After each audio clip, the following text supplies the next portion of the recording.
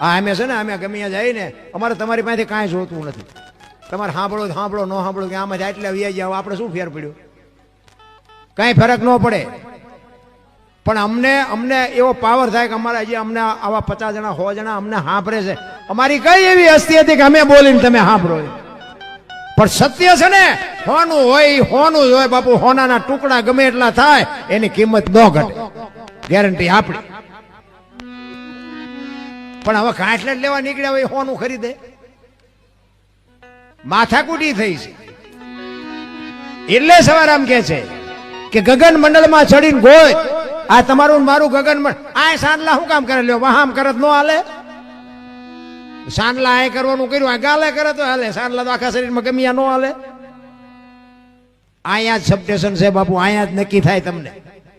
તમારે બહાર ગામ જવું છે, ખેતર જવું છે, લગ્નમાં જવું છે, આય જવું છે, આય જવું છે, તમે જે કરો ને બધું નક્કી આમાંથી થાય. કાંટો પગમાં વાગે ને ખબર આય પડે. ઈશ્વરે જે રચના કરી છે ને આપણે, મેં કીધું બહાર જ રખડી છે, આ આપણે આપણામાં જોયું જ નહીં. ઈશ્વરે કેવી રચના કરી છે તમે જો. આંખું બે બનાવી, એક આંખથી જોવો ને તો એક જ દેખાય, બે આંખથી જોવો તો એક જ દેખાય. ને કે બે આંખું છે, બે નો દેખાવા જોઈએ. ખટારા હાઈવેમાં તો હાલ્યા આવતો બે નો દેખાય. ફળીમ લઈને ભટકાવી તો ખબર પડે કે એક જ હતો. પણ એક આંખે જોવો તો એક જ દેખાય, બે આંખથી જોવો તો એક જ દેખાય. અને આખી દુનિયા જોવા મળે. નથી ચાર્જિંગ કરવું પડતું, નથી પાવર પૂરવો પડતો, નથી કાંઈ કરવું પડતું. બાપુ ઈશ્વરે કેવા દિવાલ પૂરીને બાપુ દીવા કરીને આપ્યા છે. કેવી રચના, આખી દુનિયા દેખાય પણ આંખમાં ફોતરું પડ્યું હોય ન દેખાય. આ બધું મગજમારી વાળું છે. તમે તેલ કે ઘી હોય ને તમારા શરીરમાં ગમે સાંટો પડે ને એ કેટલું ચીકણું લાગે. એ તમારે હાબુ લેવો પડે ને આ લેવું પડે ને તમારે ગહવું પડે ને માંડ માંડ નીકળે. તમે ઘી ને તેલ ગમે એટલું ખાવ ને તો જીભમાં કોઈ ડાઘ જ નથી પડતો. આ જીભનું મટીરિયલ ચાટ લાવીને એને ગોઠવું છે.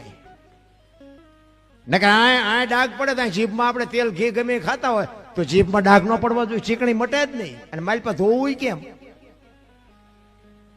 અરે મગજમારી વાળું છે. મોટરસાયકલ કે સાયકલ ગમે હોય ઊભું રાખવું હોય તો ઘોડી ચડાવવી પડે ને. આપણું 2 જ વ્હીલનું છે ને ઘોડી ચડાવવી પડે. ગમે ઊભું રહે ને.